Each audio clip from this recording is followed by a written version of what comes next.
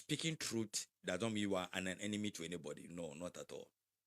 But sometimes among ourselves, there are people who lack understanding and lack maturity of sense. So when you are stating truth, instead of sitting down and do a contrast analysis, then better yourself without blaming anybody for anything. The majority of us, majority of us, we don't have that ability to do so. Especially in Ghana, you realize that people like walking in gossip than facing reality and truth. So when they hear something, they just throw all kinds of tantrums and speak without reasoning. That is a fact about Ghana. So I'm just stating about Ghana. The majority of Ghanaians lack emotional intelligence in dealing with matters. I'm not insulting ourselves, but that is a fact on the ground. That the Ghanaian main majority of us lack the ability, including even governmental officials. Many of us lack the emotional intelligence to handle things properly and keep saying. We love each other in truth, not in hypocrisy. But as far as things are now, honestly, what we are doing is that we are all acting in hypocrisy. The Muslims are acting in hypocrisy. The Christians are acting in hypocrisy. You understand? So one thing that is their right to defend their faith. Others think that it's not the other person's right to defend their faith. And all this is hypocrisy. All of us will come to that place that the Christian will know that we and the Muslim, we don't worship the same God. We don't have the same belief. We are not sister religions. The Muslim also will have that understanding in clarity. So that now when we are relating with each other, we are relating with each other in truth. You get a picture, but not in pretense. Not in pretense. So if, as I said, love has no color and love have no boundary. We don't love each other because we are a Christian or a Muslim. We love each other because we are human beings. Okay? And each of us have that which we belong to. If indeed, okay, and now this is a statement I'm making to both the Christian community and the Muslim community. If it's not indeed was not hypocrisy that we are practicing, both sides, and the Muslim claim that we Christians and Muslims worship the same God, and some of the section of the Christians claim that we worship the same God, then where is the problem? Where is the problem that the Muslim communities and their schools, majority of them will try to force the Christians to do what they want in terms of worship? Forget about all the lies that is putting out there. I want to use the right words to describe whatever. Forget about the lies that is putting out there. That the Muslim will say when you go to your schools and blah, blah, blah. The Christian will say this. All those things are lies. They are all lies. They are all mind game everybody is trying to play. But for us to face the truth, if indeed that the Muslim and the Christian will worship the same God, what is the problem? You get my question? Then why is it that the Muslims will not be comfortable? Majority of them will not be comfortable for the Christian to have a certain practice in whatever their communities. Last time somebody was copying videos that there are communities in Ghana that they don't even allow Christians to establish churches and all those things that is there. And so for us not allowing each other to do certain things in certain extent, either in our communities or in our school, it means that we don't worship the same God. It's simple. It means that we are not sister religions. It's simple. So it is hard time that we face truth without prejudice. You get a picture? We face truth without prejudice. That means the Muslims have to face the truth without being prejudicial, without trying to blame Christians for the pitfalls of their development. Okay. Then a Christian also will not blame the Muslim for anything at all. Okay.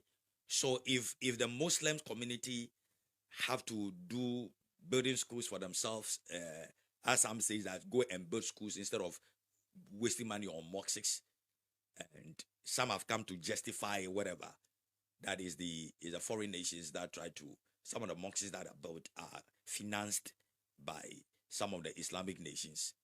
But wisdom will tell you that just as Tuari rejected the building of mosques when he's trying to rebuild Burkina Faso, you could also reject building of mosques and say that you want to build your schools, So if you want to build schools, it should not be on the premises of blaming Christians for it. Are you getting the picture? You build schools because you need to build school. Finish. It is a facility that you need. You don't blame someone that because somebody did not give you an opportunity. So for that matter, you have to build your own schools. That those analyses I find are very childish and very prejudicial. Okay. So if the Muslim community want to build school, they have the right to build their schools. Christians also have the right to build their schools. Each one of us have the right to promote our faith. Each one of us have that right. Okay. So now it look like the right thing that the Muslim community is supposed to do for a long time, that they were not doing it, and this is giving them a wake-up call. Instead of them seeing it as, okay, we have acted wrongly in the past. That is, we're supposed to invest in our schools, since our Quran teaches us that you should not take Christians as friends or Jews as friends. Then it is teaching us to uphold our faith and our doctrines and teachings. Then it's better for us to have facilities that could, continue doing that. That will not go and fight with another person's facilities in order to blame them and call them names and make them feel like, see, they are doing something wrong to you, which is neither here or there. So if you are not coming to that realization, the Muslim community should not do it in prejudice. You should not condemn the Christian that, oh, they are pretending to love you in our society, which some of your imams are doing. I find those things very childish. It's very, very childish.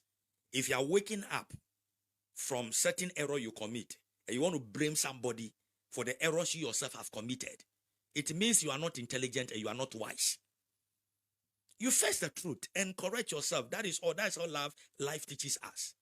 But if you want to blame somebody for some wrong that you have done, and the wrong is come biting you, you want to blame somebody for something, the wrong you have done, it means that you are not wise. It means you are not wise. So we should, what I'm encouraging is that we should do things in honesty and truth and stop the hypocrisy. Okay? And stop all this hypocrisy. We should stop it. There is no need for Muslims, communities, and their imams to keep talking about Christians. So we are not giving us to have the right, our constitution say, right of worship. And when we quote the constitution miscellaneously, sometimes I ask myself, why do we have wisdom? Because just as you have right, the Christians also have right. It's not as if the right belongs to you, it does not belong to other people. We all have our rights as religion is concerned. And even concerning this matter, at the end of the day, when you look at the articles of our constitution, whether 17 and also 21, see, that talks about discrimination. The girl was admitted in the school in the first place. So there's no discrimination there. But immediately it entered into the eating of worship. It is no more educational matter. It's the issue of worship. In the issue of worship, the Christians have their right, the Muslims have their right. In practice, in the country, we all have the right to practice our faith. But our constitution did not say you have the right to practice your religion in my religion or in the place of my religion. So you have the right to practice your religion as the nation is concerned, by within the space of me, a Christian, within the space of the Muslim. The constitution did not say that I, a Christian, I can go and practice my faith in the space of a Muslim. It's not so in our constitution. You see, and that is so clear. So if you Muslim want to come and practice your faith within me, my space or my religion, and I said no, it doesn't mean that I'm discriminating. It simply means that we are all protecting our faith not to be polluted. It's very simple. This is a very simple logic. But if it's on an agenda, this thing will not be dragged to that extent.